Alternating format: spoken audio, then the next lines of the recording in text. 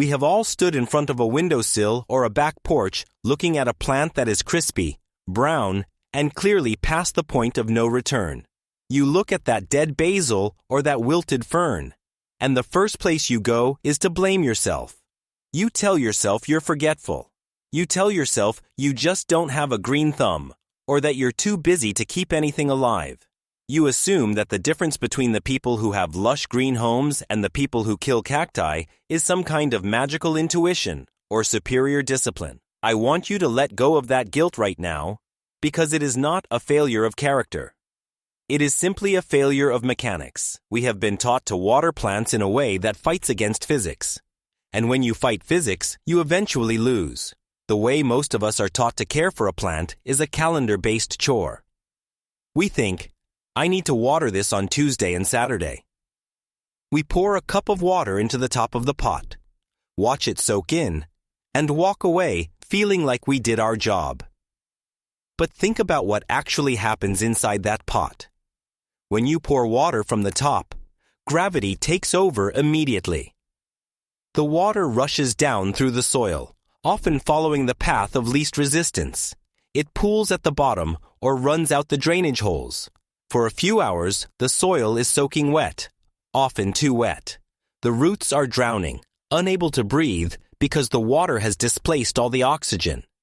Then over the next few days, gravity and evaporation do their work.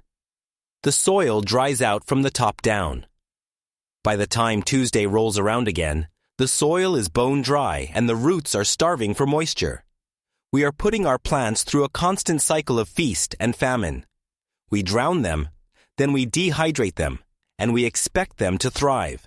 That is not how nature works. In the ground, deeper soil holds moisture consistent for weeks or months. Roots stretch out to find it. They drink when they are thirsty, not when we decide to pour water on them. When you try to replicate the earth in a small plastic pot, you lose that natural buffer. You are asking a very small system to rely entirely on your memory and your schedule. But the plant doesn't care about your schedule. This is why we need to stop thinking about watering and start thinking about wicking. We need to stop acting like a waiter refilling a glass and start thinking like an engineer building a reservoir. Engineers don't rely on memory to keep systems running. They rely on reliable physical principles that work whether they are watching or not. We are going to look at a principle called capillary action. It sounds technical, but it is actually the same simple force that allows a paper towel to soak up a spill or a massive oak tree to pull water from its roots all the way up to its highest leaves against the pull of gravity. We are going to set up a system where you are no longer the one deciding when the plant drinks. We are going to hand that control over to the plant itself and a simple piece of cotton rope. This isn't a trick for when you go on vacation. This is a fundamental shift in how you keep your container garden alive, moving from a high-maintenance chore to a self-regulating system that just works. To fix this problem, we have to fundamentally change the way we view the role of the gardener. You have been trained to think that your job is to deliver water. That is the wrong framework. Your job is actually to provide a consistent source of moisture and then step out of the way. We are moving from an active watering mindset to a passive wicking system. This is not a new gardening hack or a quick tip. This is a method based on a physical property that has existed as long as water and plants have existed. It is the same principle that kept oil lamps burning in the centuries before electricity. The oil traveled up the cotton wick to the flame, not because of a pump or a machine, but because of capillary action. Capillary action is the ability of a liquid to flow in narrow spaces without the assistance of, or even in opposition to, external forces like gravity. It is how nature moves water. When you look at a massive tree, there is no mechanical pump at the bottom pushing water up to the branches. There is a continuous system of tiny vessels, essentially microscopic tubes that pull moisture from the damp soil up to the leaves. We are going to replicate that exact biological machine using a simple cotton rope. When you use this system, you are no longer forcing water into the pot on your schedule. You are connecting the soil to a reservoir. You are building a bridge. The soil in your pot acts like a sponge. When a sponge is dry, it wants to absorb water. When it is saturated, it stops. By connecting that soil sponge to a water source with a wick, you allow the soil to drink exactly as much as it needs, exactly when it needs it. The beauty of this framework is that it completely removes the guesswork. You don't need to wonder if the plant is thirsty today. You don't need to stick your finger in the dirt or try to remember if you watered it on Tuesday. You are simply setting up a self-regulating loop. The plant uses water. The soil dries out. The dry soil pulls moisture from the rope, and the rope pulls water from the reservoir. It is a continuous silent cycle that happens 24 hours a day, whether you are at home, at work, or asleep. Let's talk about the hardware. The good news is you likely have most of what you need sitting in your utility drawer or your recycling bin right now. You don't need to buy a $50 self-watering planter or a complex drip irrigation system with timers and valves. You just need a vessel to hold water and a rope to move it. The rope is the engine of this entire system. So, this is the one place where you cannot cut corners. You need to find 100% cotton rope. This is critical. Most general-purpose rope you buy at a big box store today is synthetic, nylon, polyester, or polypropylene. Those materials are essentially plastic. Plastic does not absorb water. It repels it. If you use a nylon cord, your plant will die because the water will just sit on the surface of the fiber. You want natural fiber. An old-fashioned clothesline, a cotton sash cord, or even a strip cut from an old cotton t-shirt will work. You can test it easily. Dip the end in a glass of water. If it darkens and soaks up the liquid instantly, you are in business. If the water beads up and rolls off, it's trash. Once you have your cotton line, you need a reservoir. This can be anything that holds water. For a single houseplant, a glass mason jar or a clean wine bottle works beautifully. For a larger patio tomato plant, you might need a 5-gallon bucket. The size of the reservoir determines how long you can walk away from the system, but the mechanics remain exactly the same. You are simply creating a tank of fuel for your plant. Now, we have to connect the two. This is the installation process, and it takes about 3 minutes. You don't need to repot the plant. Take a screwdriver or a chopstick and gently poke a hole into the soil of your potted plant. You want to go deep, getting down near the root zone, but be careful not to tear through the main root ball. You are creating a tunnel. Feed one end of your wet cotton rope down into that tunnel. You want good contact between the rope and the soil. The more surface area the rope has touching the dirt, the better the moisture transfer will be. Cover the rope back up with soil and press it down firmly. You want that rope snug in the earth. The other end of the rope goes into your water reservoir. Make sure it reaches all the way to the bottom so it can use every last drop. Now, here is the only rule of physics you need to be careful with: the placement of the water relative to the plant. You want your water reservoir to be slightly lower than or level with the pot. If you place the water bucket on a shelf above the plant, gravity will take over completely, and you will create a siphon. The water will flow uncontrollably, flooding your plant and making a mess on the floor. We want wicking, not siphoning. By keeping the water level below the soil line, you force the water to travel up the rope. This ensures the water only moves when there is a dry force pulling it, which is exactly what we want. Now that you have your rope buried in the soil and the other end resting in the water, the system is active. You won't see anything move. You won't hear any pumps humming.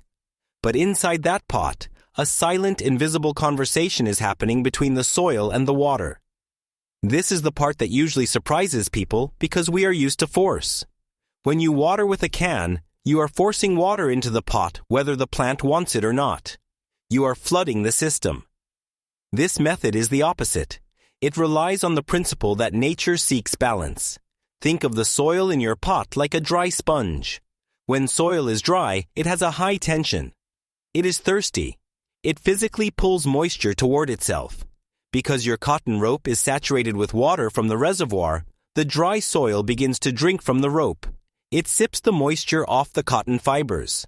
As the water leaves the top of the rope to enter the soil, the rope dries out slightly. That dryness creates a vacuum that pulls more water up from the reservoir below to replace it. It is a continuous chain reaction. Water molecule pulling, water molecule traveling up the line. Here is the most critical part and the reason this system is superior to human care. It knows when to stop. When you pour water, you don't know when the soil is satisfied. You guess. But the rope knows. As the soil becomes damp, its tension drops. Wet soil does not pull water. Once the soil reaches that perfect level of moisture, damp but not soggy, it stops drinking from the rope. The flow of water pauses. This means you literally cannot overwater your plant with this system. The physics won't allow it. The water will sit in the reservoir and wait until the plant uses up the moisture in the pot.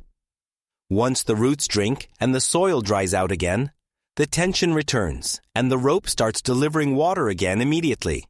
You are creating a self-regulating environment. The plant always has access to water, but it is never drowning in it. The roots stay hydrated, but they also get the oxygen they need because the soil pores aren't flooded. You have effectively automated the most difficult part of gardening, which is simply knowing how much is enough. The real test of any system is not how it performs when you are standing right there watching it. The real test is what happens when you walk away. This is where the capillary wick changes the rhythm of your life. When you water with a can, you are tied to that plant every 2 or 3 days. If you get busy, or if a heat wave hits on a Wednesday when you are at work, the plant suffers. With a reservoir and a wick, you buy yourself the one thing every gardener wishes they had more of, which is time. Let's walk through what the next 2 weeks look like with this setup. On day 1, you fill your jar or bucket. You check that the rope is wet and the soil is settled. Then you walk away. You don't come back on day 2. You don't check it on day 3. By day 4, if you look closely at your water jar, you might see the water level has dropped half an inch. That is your confirmation. The system is live. The plant is drinking. You don't need to touch it. By day 7, normally you would be panicked that your fern or your basil is drooping. Instead, you look at the reservoir. Maybe it is half empty. The plant looks exactly the same as it did a week ago. Perky, green, and turgid. It hasn't experienced a single moment of drought stress. By day 14, depending on the size of your reservoir and the heat of the room, you might be getting low on water. Your only job now is to refill that jar. That is it. You have replaced 14 days of worrying and checking with 30 seconds of refilling. This reliability holds up even as the seasons change. And this is where the physics really shines. In the middle of July, when the air is hot and the sun is beating down, your plant transpires more. It sweats just like you do. The soil dries out faster. Because the soil dries faster, the tension increases and the rope pulls water faster. The system automatically speeds up to match the heat. You don't have to calculate that. In the dead of winter, when the light is low and the plant goes dormant, it drinks very little. If you were watering by hand, you would probably overwater it during these months, leading to root rot.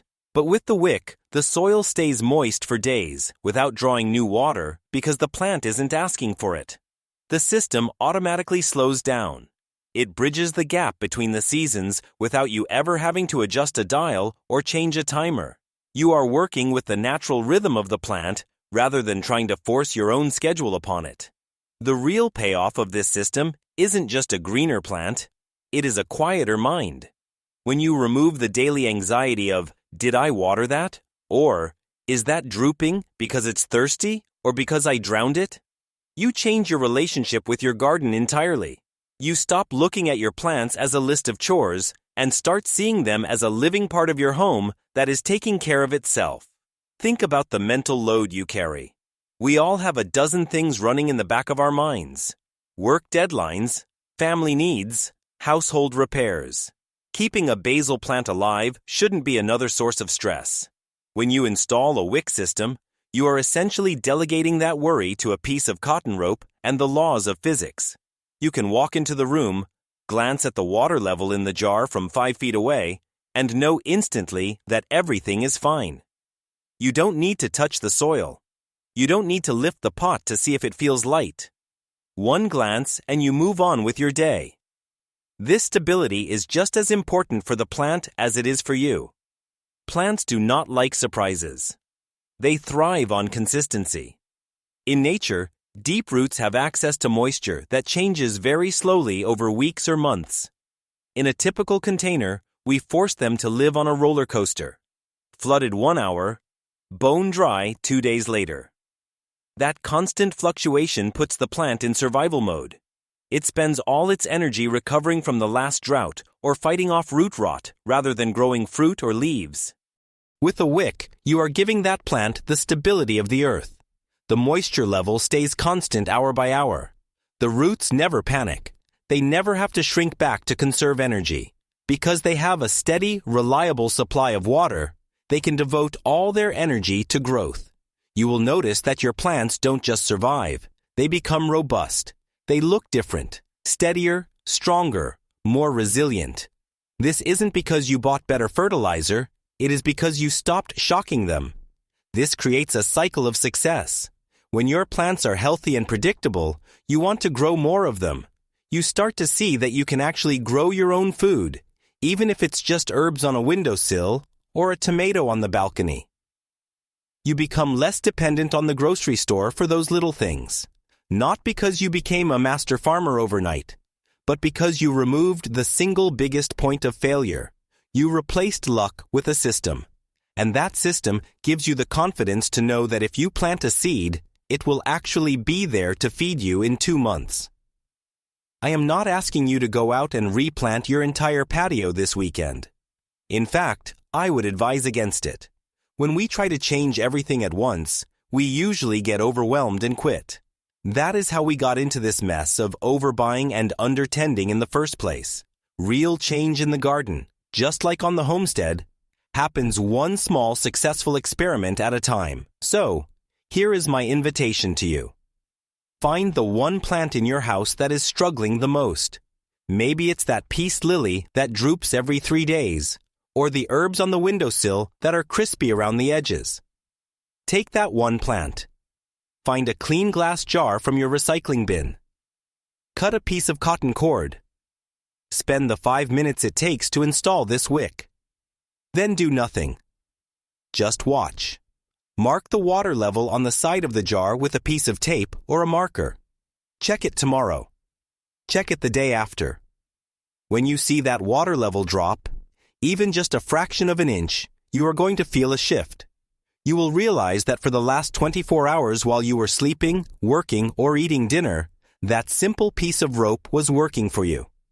It was keeping a living thing alive without you lifting a finger.